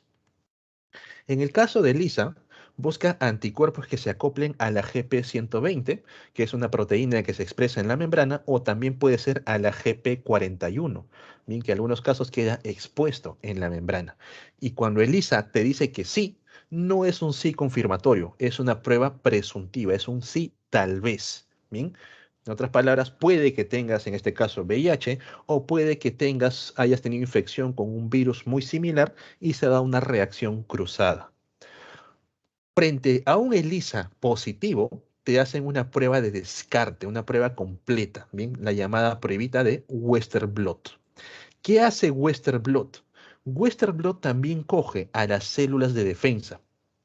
¿Bien? Tienes aquí a tu célula, la cual presenta un núcleo, y vamos a ver si en la carga genética de este núcleo hay presencia de carga genética viral. Entonces, ¿qué haces? Un machacado de células. La carga genética del núcleo, bien, supongamos que sea esta de aquí. Voy adelantando los dibujitos. Bien, esta es la carga genética normal del núcleo. Bien, este es un ADN, lo he puesto como X, chicos, disculpen. Y si esta carga genética está con una carga viral, está infectada, Western blot va a empezar a amplificar, va a empezar a generar copias y copias. Bien, Cada vez genera más y más copias en lo que se le conoce como los ciclos, tranquilos, no les viene. ¿Y esto qué permite? Que cuando todo esto pase a través de una pantallita, ¿bien? Que la propia máquina lo mide, por ahí va a arrojar un pico de algo. ¿Bien? Se ha ido acumulando. Esta persona presenta carga genética del VIH. Bien, ahora lo podemos notar, está bastante amplificado. Westerblot es una prueba confirmatoria. Si Westerblot te dice que sí, significa que sí tienes. Si Westerblot te dice que no, significa que no tienes. Por más que Elisa te haya dicho que sí. Bien, profe, entonces, ¿por qué no hacemos de frente pruebas de Westerblot? ¿Por qué tenemos que pasar por Elisa? Porque ELISA es una prueba rápida, es una prueba bastante económica, la cual nos puede descartar instantáneamente. Bien, si ELISA te dice que no, significa que no, no pasa nada. Pero si ELISA te dice que sí, te van a mandar a hacerte una prueba de Westerblot, la cual de por sí es más costosa y lleva más tiempo. Bien, necesitan que tu muestra de sangre termine unos 90, unos 100 ciclos de replicación para que recién sea notorio. Bien, por lo tanto, no siempre van a aplicar Westerblot, bien, la llamada prueba molecular, que ustedes lo han visto en el tema de corona, bien, a nivel de moléculas, y ELISA sería la prueba de anticuerpos, antígeno-anticuerpo, que le dicen, porque se une el antígeno, bien, con el anticuerpo, ¿ok? Entonces, chicos, recordar eso. Si ELISA me dice que no, significa que no. Si ELISA me dice que sí, significa que tal vez. Si Westerblot me dice que no, no es no. Si Westron me dice que sí, bien, sí es sí. Fin del asunto. Bien, chicos, hasta aquí. ¿Alguna pregunta respecto a los virus? Ya para pasar al tema de bacterias. ¿Alguna duda que les haya quedado?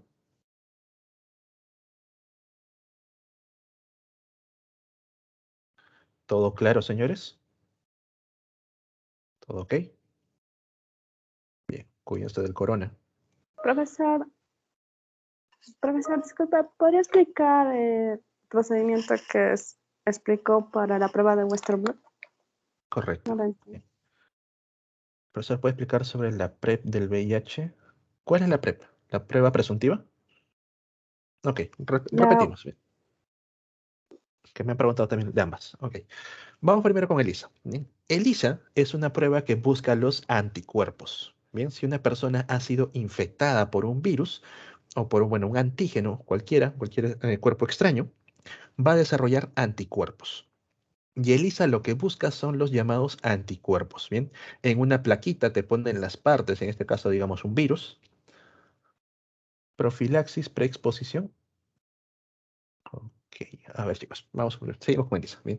Te pone las partecitas, en este caso del virus, y busca si es que tu cuerpo tiene anticuerpos contra eso. Si hay anticuerpos, significa que puedes haber tenido contacto con el virus, puedes haber sido ya infectado.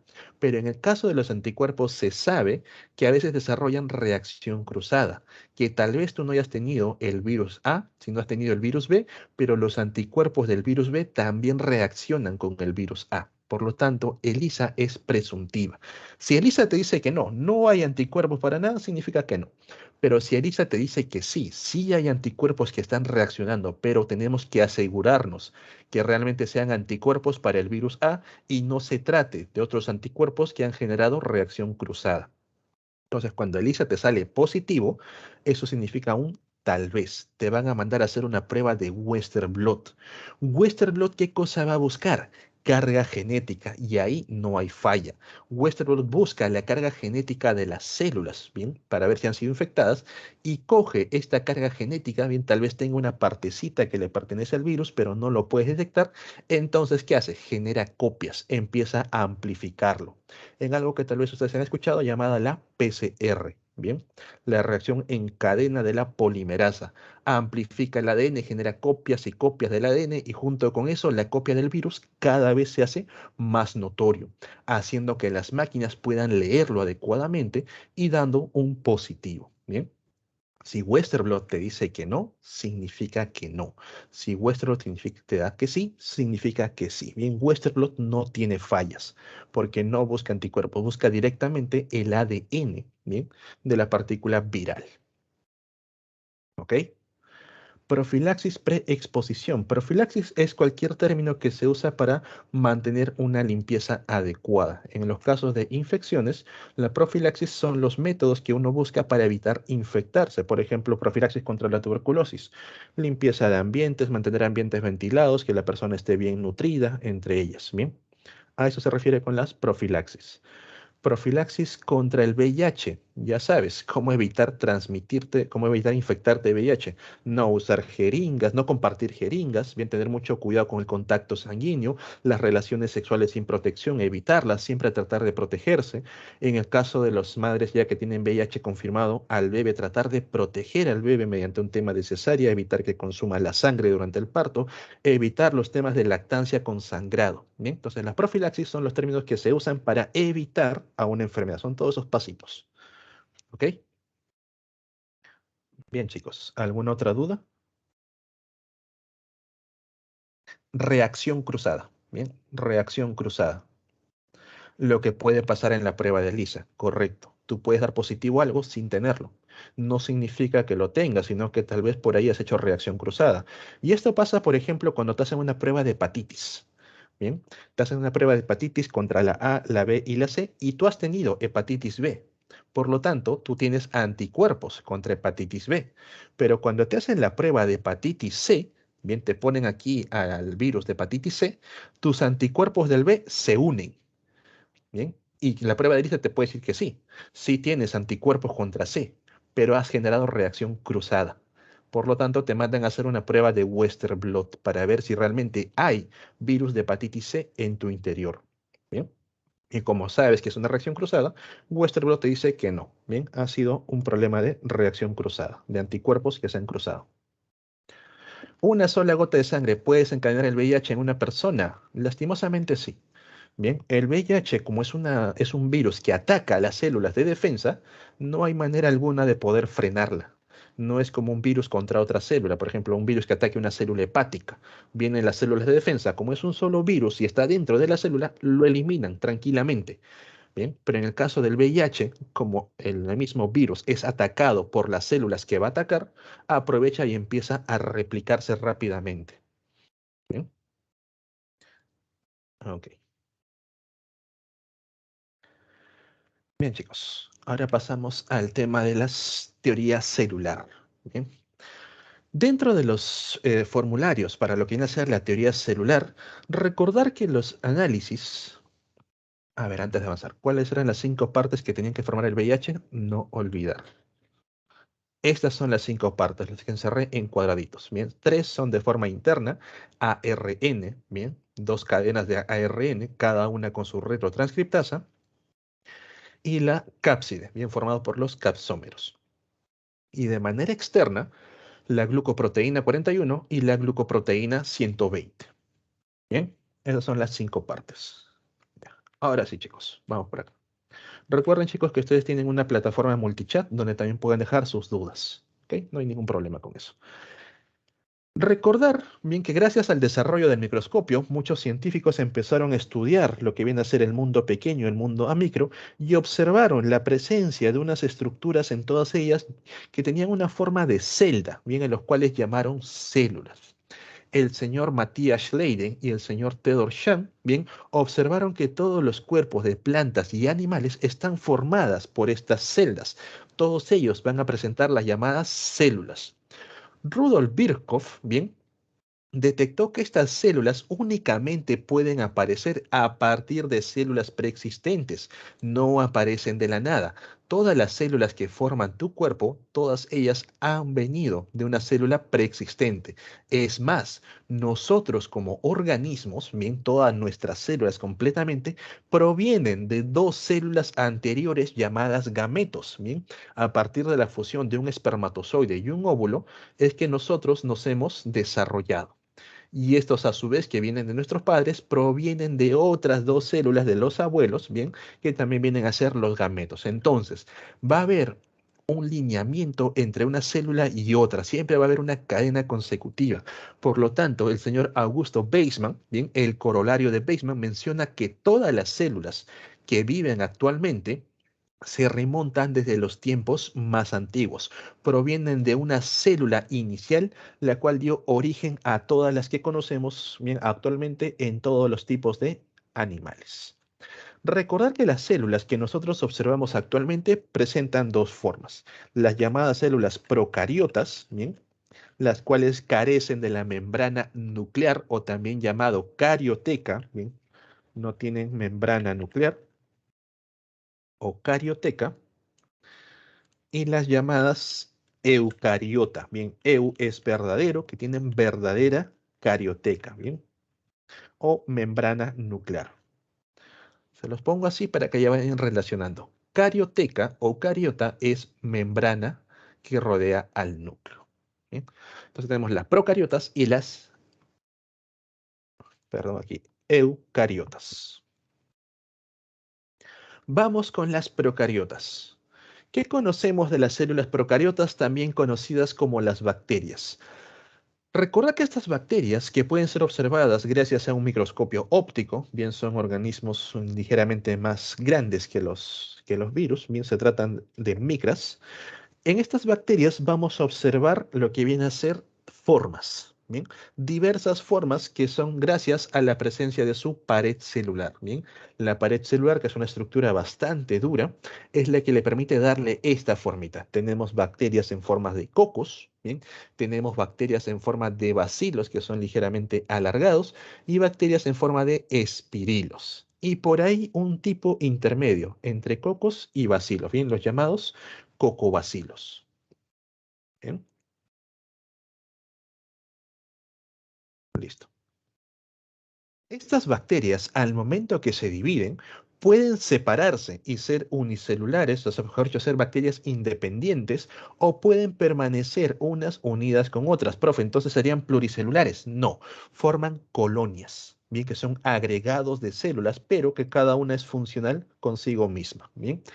Cuando los cocos van a poder dividirse, pueden adquirir dos formas. Los podemos agrupar en forma lineal, bien que se le conoce con el término estrepto, los estreptococos, o en forma de racimos, bien que se le conoce con el prefijo estafilo, estafilococos. En el caso de los bacilos pueden tener una forma lineal unidos de dos, llamados los diplobacilos, ¿bien? O pueden estar en forma de cadena, ¿bien? De la forma estreptobacilos. Profe, ¿por qué los bacilos no pueden formar estafilobacilos? Porque la división de los bacilos se da a nivel de sus extremos. Y esto hace que únicamente se formen en cadenas largas.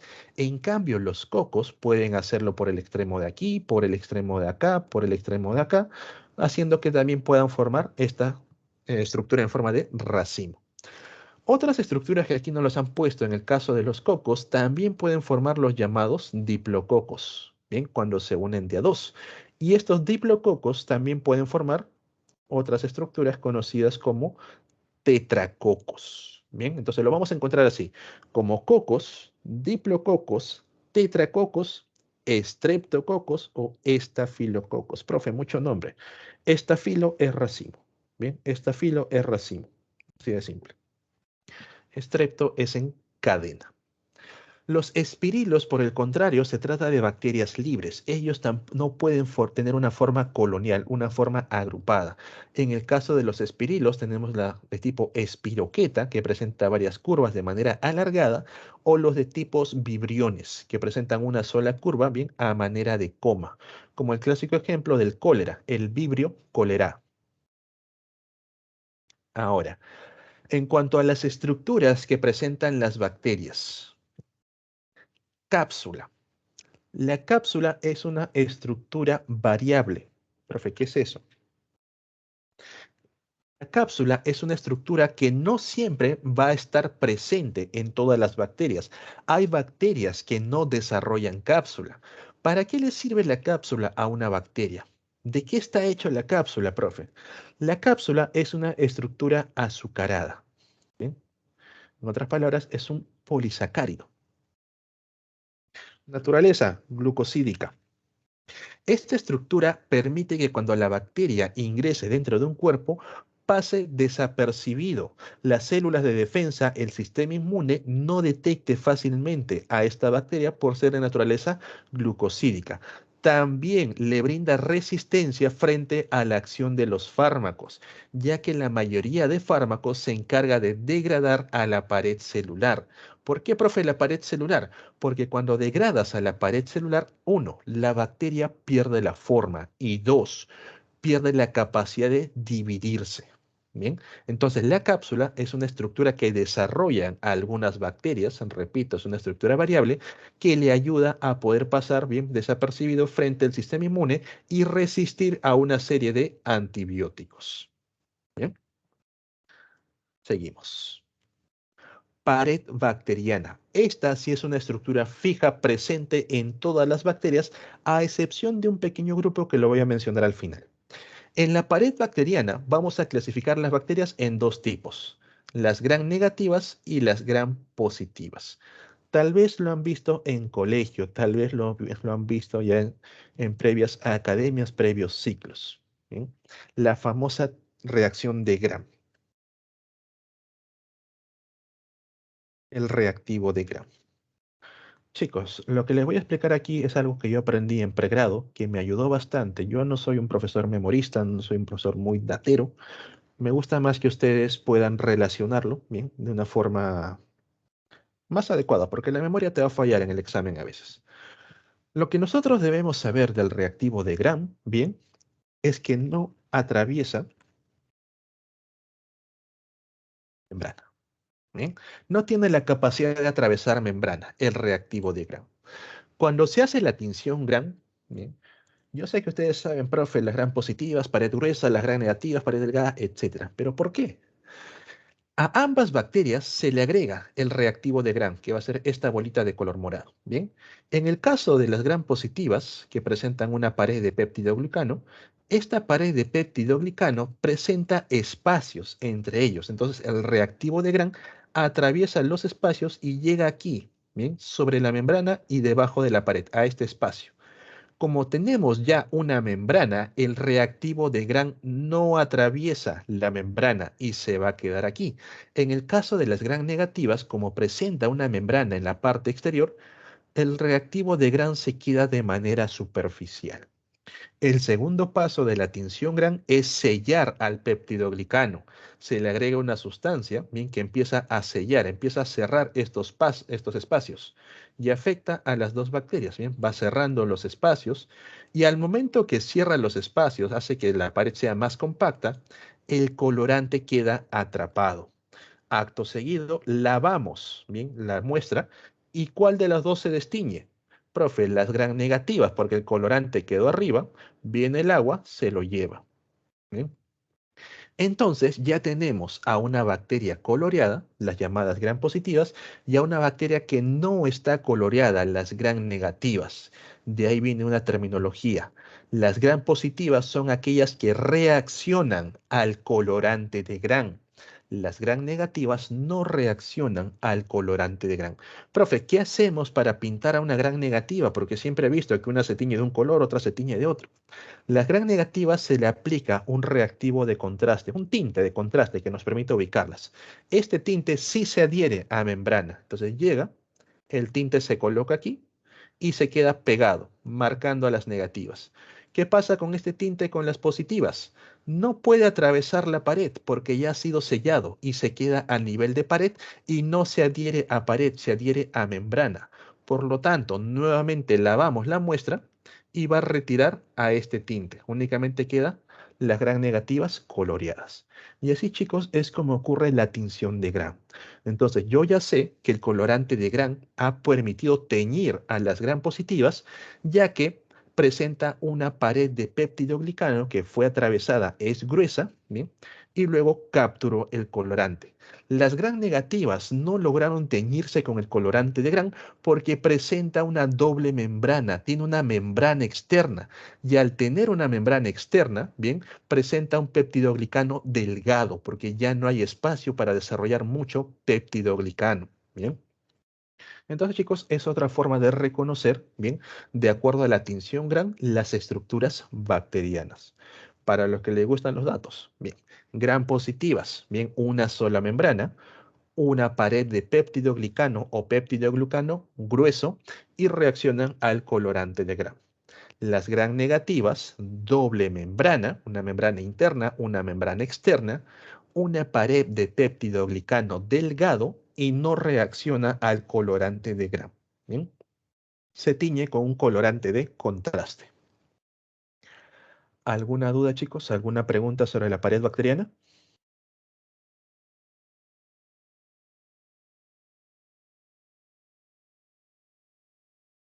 ¿Todo claro, chicos? Esta parte es importante. Bien. Entonces, la pared bacteriana sí es una estructura que está presente en todas las bacterias. Seguimos. Membrana celular. La membrana celular también es una estructura que está presente en todas las bacterias. La membrana celular va a formar unos pliegues internos que ustedes ven aquí con el nombre de mesosomas. ¿Y por qué son importantes, profe, los mesosomas? Porque las bacterias carecen de organelas, no tienen un mitocondrias, no tienen un Golgi, no tienen lisosomas. Cualquier función que realizan normalmente las organelas, las bacterias lo van a hacer a nivel de los mesosomas. Y estos mesosomas también ayudan con los procesos de división. Cuando la cadena de ADN se duplica, los mesosomas actúan como si fuesen bracitos y empiezan a llevar una cadena hacia un lado y la otra cadena hacia el otro lado, para que luego se unan, separan las membranas y finalmente la pared separe a las bacterias. Bien. También a nivel interior de las bacterias encontramos el citoplasma. El citoplasma bacteriano está básicamente formado por lo que viene a ser agua y nutrientes, como son proteínas, azúcares, lípidos, iones, algunas inclusiones, y esto bastante importante. Las bacterias presentan sus propios ribosomas, que son ¿de qué tipo? Ribosomas 70S. Dentro de este citoplasma, en la zona en medio, vamos a encontrar la carga genética de las bacterias, ¿bien? Un ADN bacteriano, el cual es de tipo circular, que está conectado con sí mismo. A esta zona donde se encuentra el ADN, voy a regresar a la primera diapositiva, se le conoce, ¿bien? Como el nucleoide o región nuclear, ¿bien? No tienen un núcleo definido, sino que tienen una zona donde vamos a encontrar la carga genética, llamada como nucleoide o región nuclear. Entonces, chicos, estructuras presentes en todas las bacterias: citoplasma, membrana celular y pared bacteriana. Estructuras que solamente vamos a encontrar en algunas: la cápsula y lo que viene aquí, los flagelos, fimbrias, plásmidos y esporas. Bien, estos son estructuras que solamente algunas bacterias van a desarrollar. Los flagelos vienen a ser unos apéndices bastante largos, los cuales les brindan la característica de locomoción, permiten que las bacterias puedan movilizarse bien de un lugar a otro. A su vez, estos flagelos pueden estar presentes como uno solo, bien, un solo flagelo llamado las monótricas, bien, uno, mono. Pueden estar presentes varios de un solo lado, lofótricas, bien, lofo se refiere a varios en un punto. ¿Qué cosa es trico, profe? Trico es pelo o flagelo.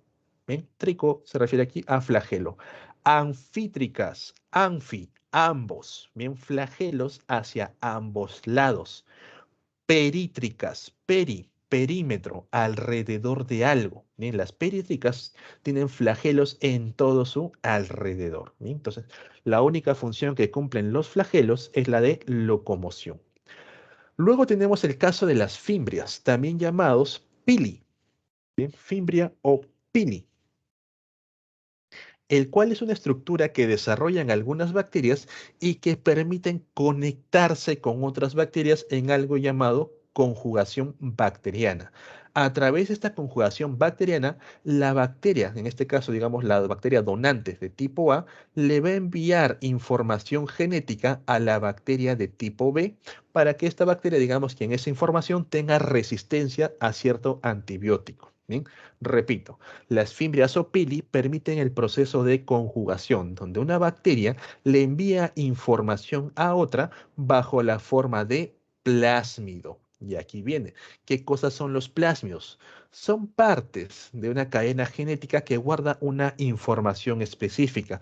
Resistencia, por ejemplo, a la amoxicilina, resistencia al ibuprofeno, resistencia a la ampicilina, etcétera. Bien, cuando las bacterias se encuentran frente a un nuevo compuesto que empieza a matarlas, algunas logran bien adquirir resistencia a nivel genético. Esta información lo convierten en un plásmido y gracias a las fimbrias mandan una copia, bien, mandan una copia, no mandan al plásmido porque si no pierden la información, mandan una copia a otra bacteria para que también pueda generar resistencia. Otras bacterias no logran soportar bien dicha condición del antibiótico y estas bacterias, por ejemplo, van a generar esporas. La carga genética de la bacteria va a generar una copia de sí misma, la cual la va a almacenar dentro de esta estructura conocida como espora. Cuando esta bacteria muere, la espora queda libre y esta espora, gracias a la forma, gracias a la estructura que tiene, puede sobrevivir a las condiciones exteriores.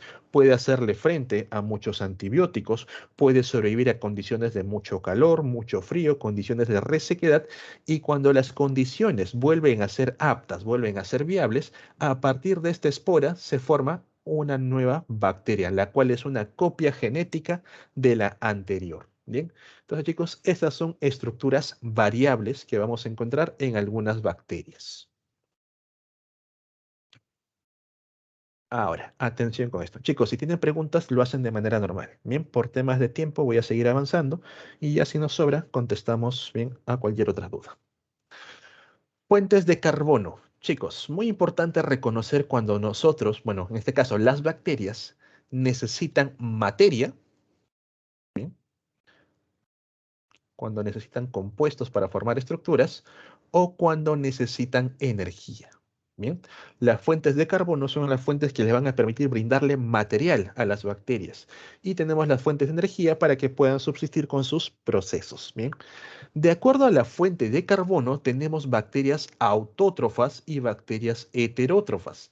Autótrofas que obtienen el carbono de fuentes inorgánicas, ya sea procesando CO2 mediante un proceso fotosintético, por ejemplo, procesando tal vez un poco de metano, un gas que está presente por ahí, procesando cualquier compuesto de carbono inorgánico.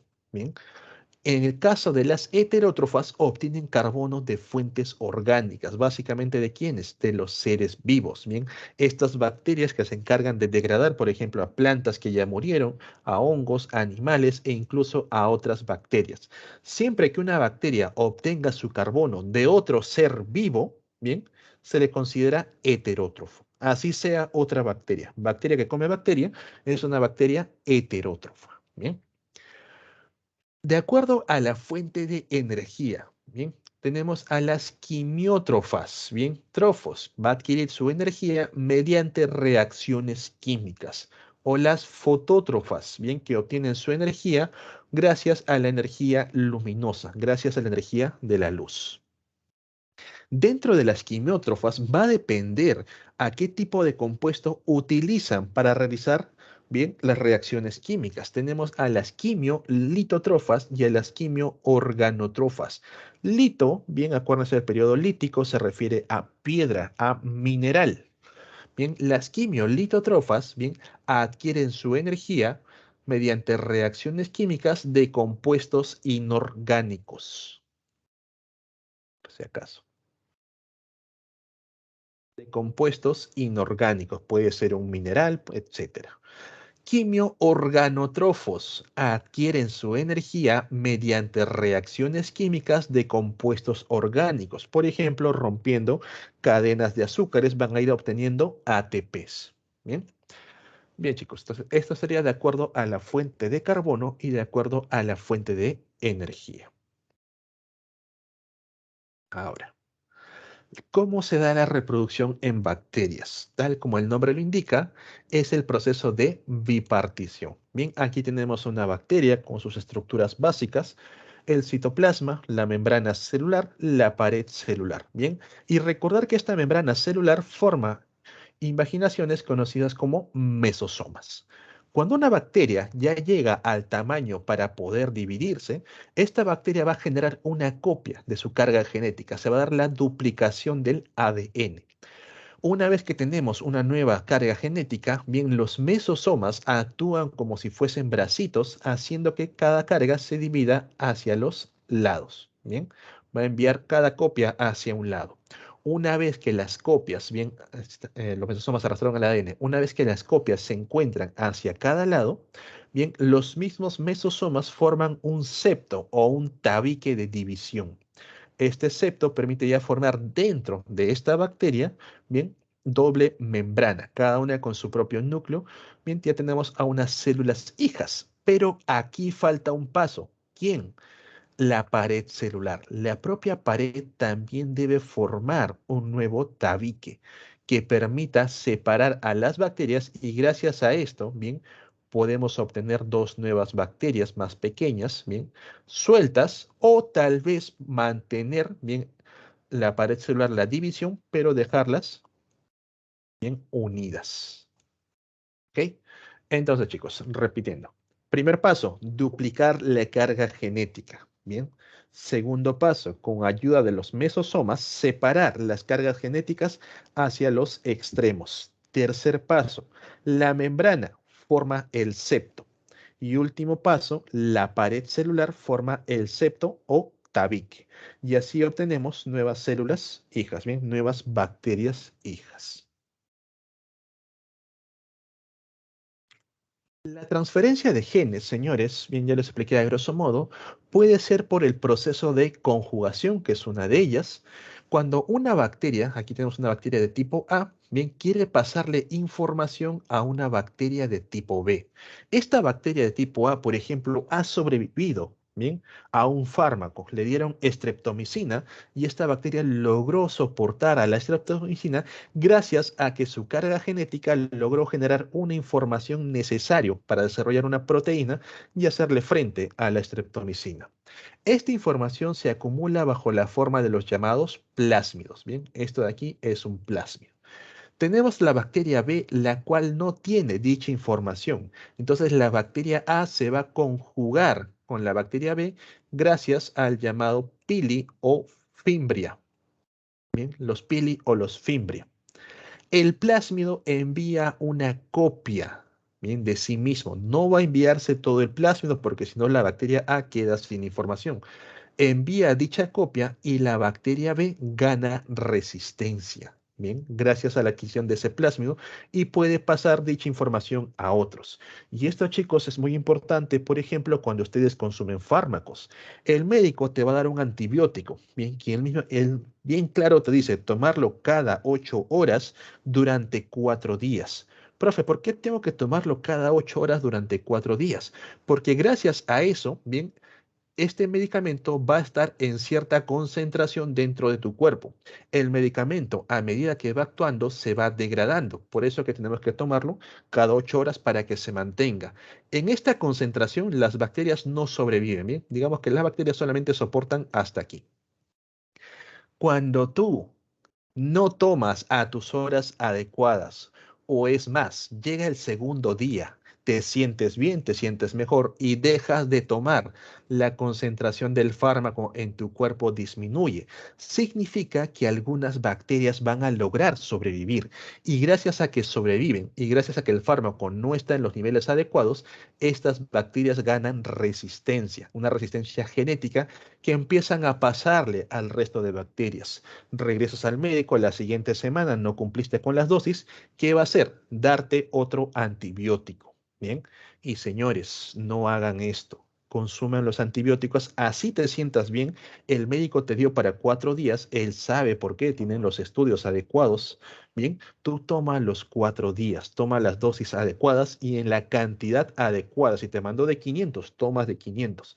Si te mandó de 600, tomas de 600, bien, porque es necesario mantener dicha concentración. Hay casos donde las personas no han tomado adecuadamente los antibióticos y las bacterias en su interior han empezado a generar resistencia. Y les digo algo. En Perú solamente existen alrededor de 24 o 25 antibióticos. Y hay casos extremos, lo conozco por compañeros médicos, en los que hay personas que tienen resistencia a todos ellos. Profe, ¿qué hacemos si esta persona ya sus bacterias resisten a todos? Hay un método en el cual puedes eliminar células, ¿bien? De forma indiscriminada, conocida como quimioterapia. A estas personas las aíslan porque sus bacterias son superbacterias, muy peligrosos si es que llegan a contagiar a otros. ¿Bien? Y tienen que hacerle frente sí o sí para evitar este tipo de propagación bacteriana. Bien, tome sus pastillas. Otro proceso de la transferencia de genes es el proceso de transducción. Bien, en este caso, voy a hacerles un, chicos, no me deja dibujar. En este caso, en el proceso de transducción, también tenemos una bacteria A y una bacteria B. Aquí va a intervenir un virus, bien, un bacteriófago, bien, lo refiero como un fago. El virus infecta a la bacteria A, mete su carga genética, toma el control de la bacteria A y empieza a generar copias de su carga genética. Pero en eso también se lleva parte de la carga genética de la bacteria. Se ensamblan las nuevas partículas virales, los viriones, y la bacteria hace lisis. Estas nuevas partículas virales van a infectar a una bacteria B y al momento que insertan la carga genética, no solamente va a estar la carga genética del virus, sino también de la primera bacteria, de la A. Por lo tanto, la bacteria B va a presentar carga genética de A y se le conoce como una bacteria B recombinada. Bien, en la diferencia entre una traducción y una transducción y una conjugación es que en el caso de la transducción no hay contacto entre la bacteria A y la bacteria B. Al contrario, necesitan de un vehículo, bien, el llamado bacteriófago. Esto los científicos lo han aprovechado, por ejemplo, para que podamos insertar cargas genéticas favorables para el humano. Cogemos un bacteriófago, le quitamos su carga genética y yo meto, bien, carga genética, una muestra de ADN que se encarga de sintetizar, de producir insulina.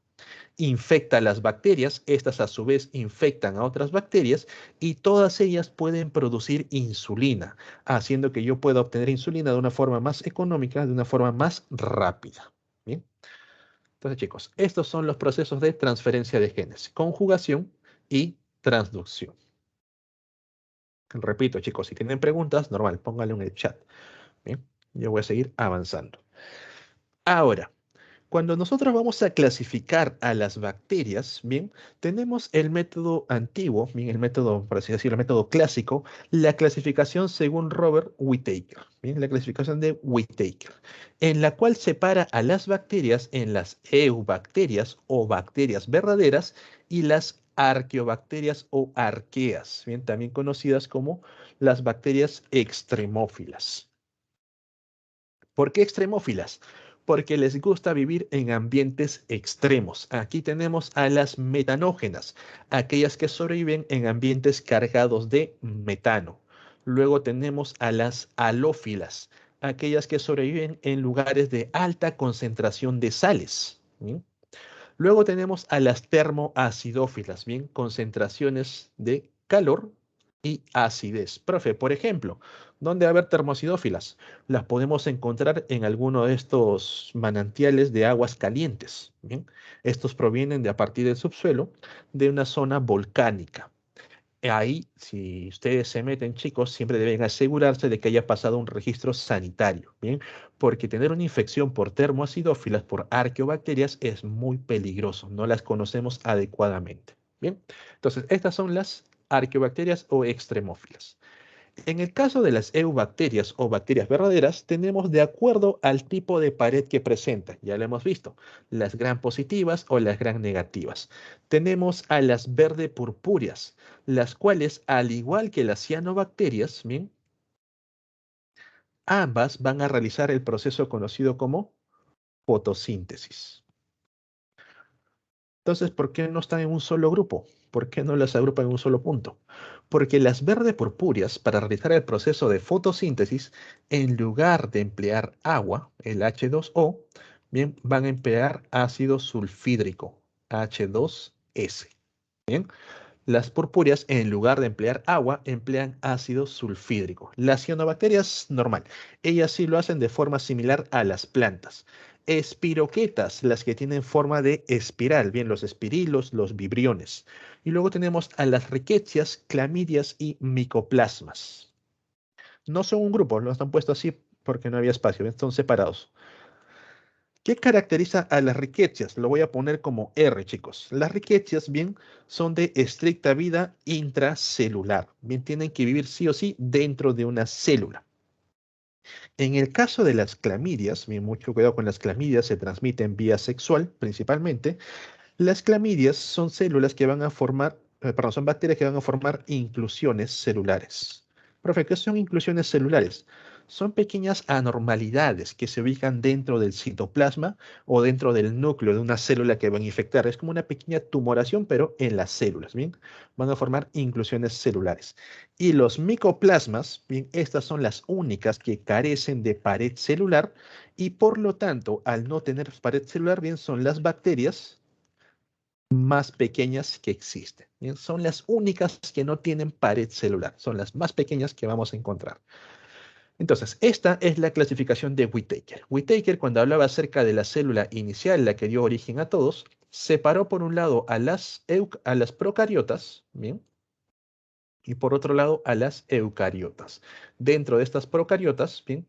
Una de las ramitas es la que da origen a las arqueas y la otra es la que da origen en sí a las bacterias. ¿Bien? Entonces, Whittaker hizo esta separación. Eucaria por un lado y procaria por el otro. ¿Bien? Y esta procaria con sus bacterias y sus arqueas. La clasificación de Carl Woese va por otro lado. Carl Woese hizo otro análisis a nivel genético, ya es más moderno, en la cual separa a las eucaria, bien, los eucariota por un lado, a los procariota, ¿bien? A las bacterias, mejor dicho, las separa de otro lado, y él ha notado que las arqueas están más emparentadas con las eucariotas. Bien, según Carl Woese, las arqueas están mucho más emparentadas con las eucariotas. Dentro de Carl Woese vamos a encontrar al dominio bacteria, que vienen a ser todo lo que hemos visto como eubacterias, el dominio eucaria, que son las células eucariotas, y el dominio arquea o las extremófilas, bien, las que están aquí. Es lo mismo, pero en diferente orden. ¿Bien? Y ya por último, chicos, mencionarles los casos en los cuales vamos a emplear las bacterias. Aquí, por ejemplo, me ponen la llamada biorremediación, bien que es uno de los casos, porque también las bacterias las empleamos en las industrias. En el caso de la biorremediación tenemos de dos tipos de uso bacteriano. Uno, si usamos a la bacteria directamente, bien, a esto se le conoce como remediación microbiana. Vamos a emplear a las bacterias para que puedan degradar, por ejemplo, cuando hay derrames de petróleo. Estas bacterias van a empezar a consumir el petróleo, se empiezan a multiplicar entre sí, empiezan a aumentar y una vez que se acaba el petróleo ya no tienen de qué alimentarse, empiezan a morir. Pero a veces no podemos agregar bacterias, por ejemplo, cuando queremos hacerle frente a microplásticos, microplásticos que están viniendo en el atún. Hay bacterias que pueden degradar estos microplásticos, pero no lo voy a agregar al compuesto de atún porque luego no tengo manera de controlarlas. Van a empezar a multiplicarse, van a empezar a reproducirse y van a infectar ese cultivo de atún. Entonces aprovecho las enzimas, bien, aprovecho las proteínas bacterianas, le saco estas enzimas y únicamente agrego estas enzimas, bien, digamos en este caso, a mis latitas de atún. Las enzimas van a degradar todos los microplásticos y una vez que cumplen su función, las propias enzimas se degradan, bien, se eliminan.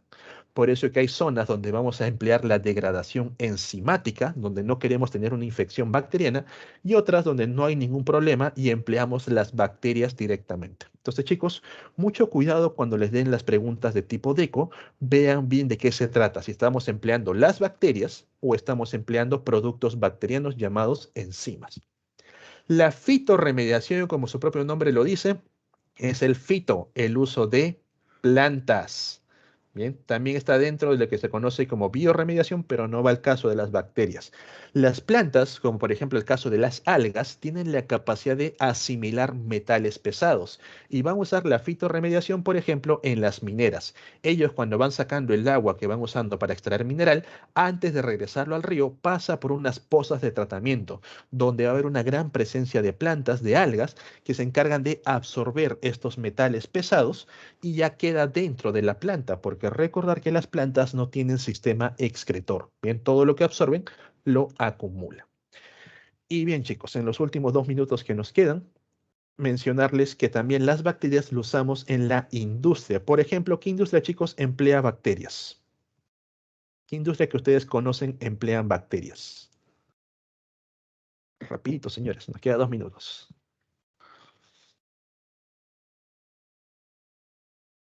La de los lácteos, principalmente la de los lácteos, formar yogur, formar lo que viene a ser la leche deslactosada, emplea enzimas bacterianas para romper los enlaces. Bien, ¿qué forma?